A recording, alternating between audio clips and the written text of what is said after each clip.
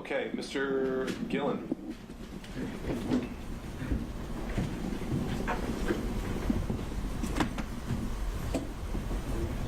Good afternoon, Ms. Bradley. Good afternoon. Been a long day. When did you sign your engagement letter with Mr. Wade to represent him in divorce proceedings?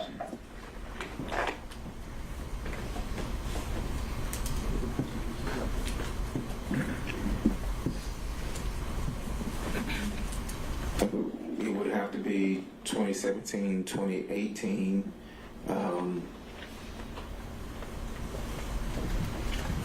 Same time frame, 2017, 2018.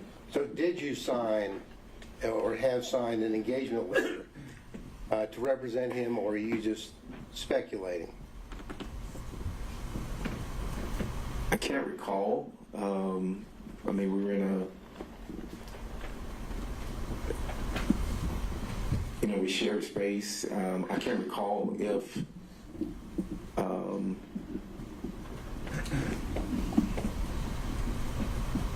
there was a contract or if there is a contract. I think there is a contract, but right now it would be speculation. Right now, sitting here, you do not know whether or not you had a signed engagement letter with Mr. Wade discussing the parameters of your legal representation of him. Isn't that correct? That's not correct. I mean, I can't say I don't have my files or anything with me. Well, sitting here, you do not have specific recollection or knowledge that you even had an engagement letter to represent him. Isn't that right? I think I had an engagement letter, but I do not know specifically if I had an engagement letter. Well, when did you open a file? Did you open when you represent someone, you open a file in your office? And when did you open the file on Mr. Wade? I am going to object to the relevance of this line of questioning. There has been no dispute by the attorney or the client that there was an attorney-client relationship, and so I object to the relevance of the circumstances under which that engagement began, because as Mr. Gillen knows, that's not a factor in determining whether there was a true attorney-client relationship. Well, Your Honor, it's not just up to Mr. Wade and Mr. Bradley, it's up to the court. I agree with you there, Mr. Gillen, and so I'll give you a little bit of leeway, but I don't think we can spend too much time on this. No, so okay, we'll see. Your Honor. Now, did you or did you not open a file in your law practice with Mr. Wade's name on it, yes or no? Yes, I had a file with Mr. Wade's name on it. When did you open that file? I'm assuming 2017, 2018. I can't tell you the exact date. I've said that 3 or 4 times. Well, let's approach it from another angle. When is the first invoice that you sent to Mr. Wade for your legal representation? I didn't send him an invoice in that capacity. So what we have here is you're not knowing whether you even have an engagement letter. You don't know whether you actually even billed him, correct? I represented Mr. Wade. I signed the documents that we filed. I filed the documents. There's depositions that I had with the divorce attorney that was representing his wife. I'm sorry, sir, that's not my question. Okay. My question is, did you bill him in your capacity as the lawyer that you're telling him? I don't recall. As a matter of fact, did you have any invoices where you billed him on an hourly basis? I don't recall. And the answer really is no, isn't it, sir? I don't recall. And the reason why it's no, isn't it, is because what happened is that you and Mr. Wade were in a law practice together, and it was a very small work environment, correct? It was a work environment, yes. A work environment where you and him would meet and talk literally every day, correct? Not every day, no. Well, almost every day. Not almost every day. I stated earlier that I ran one side of a practice. Mr. Wade did, and we rarely were there at the same time. I stated that earlier today.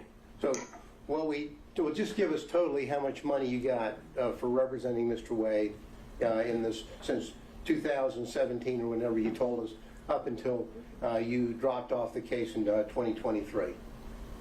I don't recall. would the answer be 0? I do not recall. Well, you would know whether he got paid or not, wouldn't you, sir? I do not recall. So you don't recall whether you as an attorney got a single dollar to represent Mr. Wade, correct? That's correct. Because you really did it as a friend, didn't you?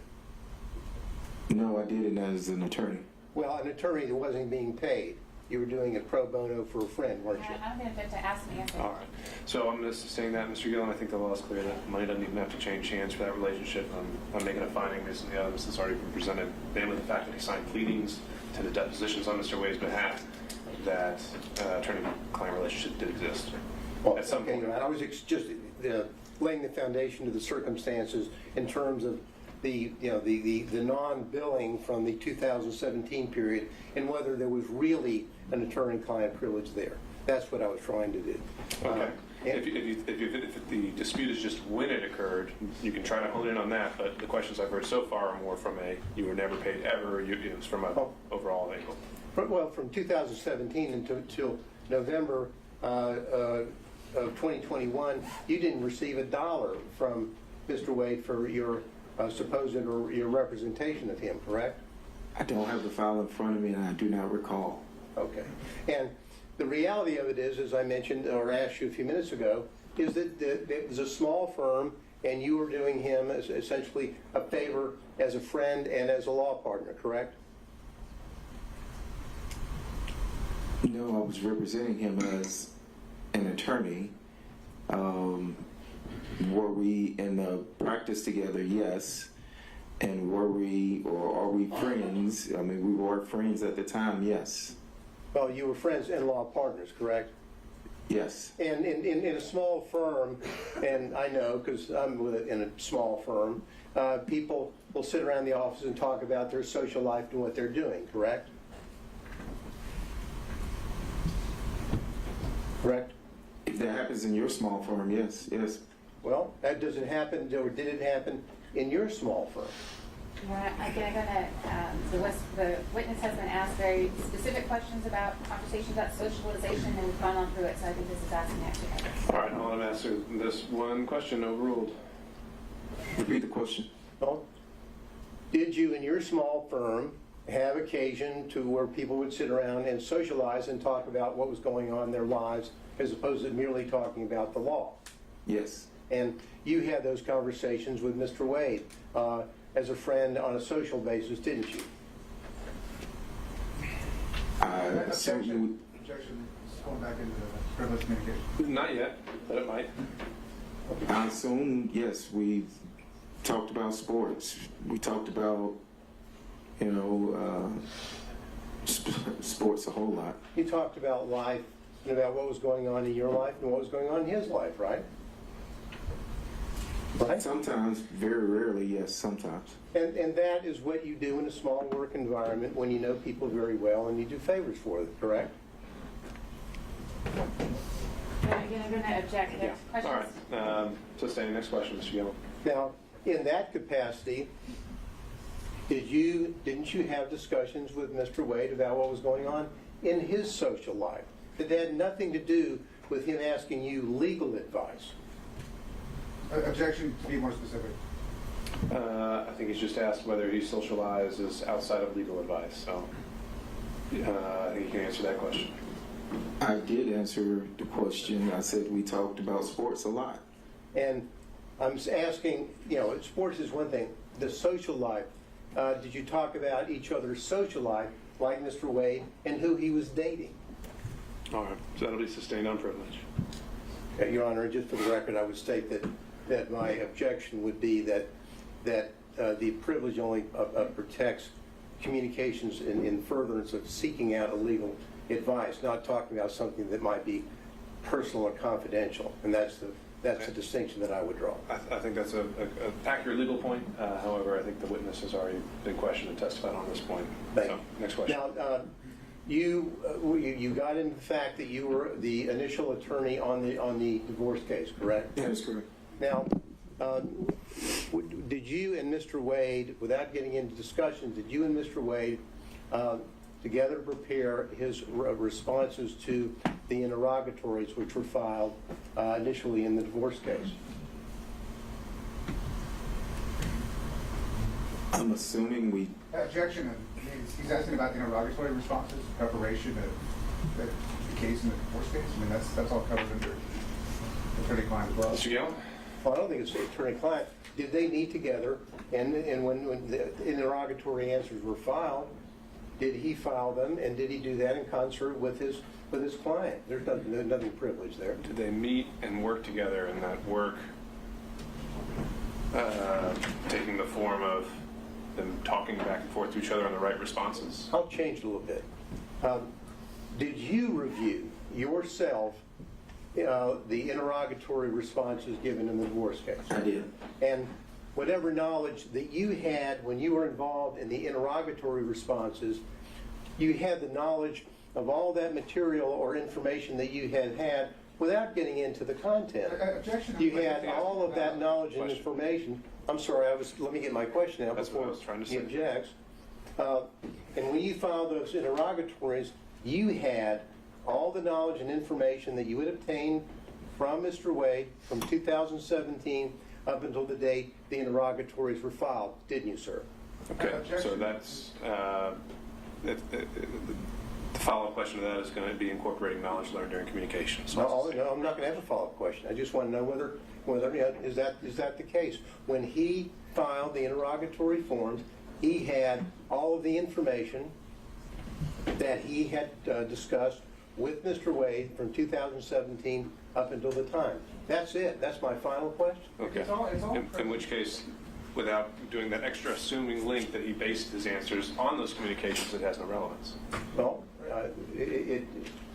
it does in the sense that it shows what knowledge he may have had when he, the attorney, is filing interrogatory responses. That's what it shows. Okay. I'm still not seeing the relevance of his knowledge as the attorney filing the responses, unless you're linking this back to Well, Mr. Wade. it gets back, Your Honor, to whether or not, if you're an attorney and you're filing an interrogatory response, which you have reason to believe, or specific information to know that certain responses are not accurate, then you shouldn't be filing them. And now, so that's where I was going with that. So if he's got a body of knowledge over here that's built up from his communications with Mr. Wade that everyone so dearly doesn't want everyone to know about, in spite of the allegations made against Ms. Merchant, now... So what if the question was, did you, when you signed your name to the interrogatories, did you commit any knowing fraudulent statement and submitting those to the court at the time? Would there be a problem with that statement or that question? Well, I mean, I think that is a conclusion that others could draw, like the court. I just want to know that he had all that information at the time that he, as the attorney, filed the interrogatories. That's it. We would object. This does fall under attorney-client, and he is making presumptions about when information may have or not have been disseminated to Mr. Bradley in his capacity as attorney. He didn't have to know about anything at the time of, in the middle of, at the end of, or he may never have had that information. There's too much presumption associated with it. The whole matter is covered on his privilege. One comment on that, Your Honor.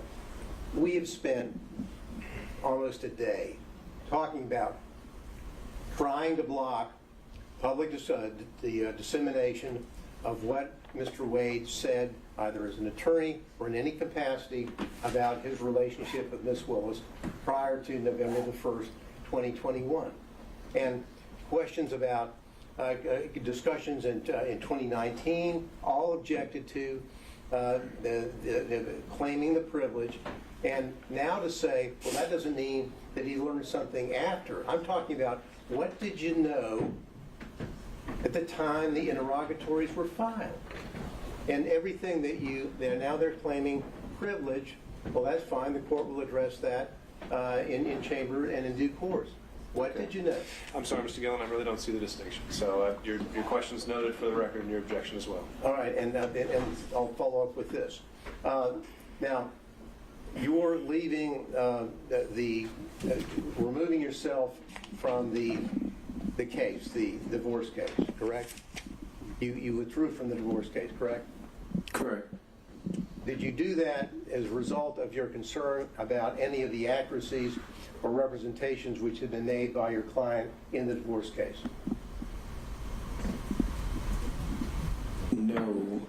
Objection. Privilege. Okay, so that's going to cover communications during the relationship?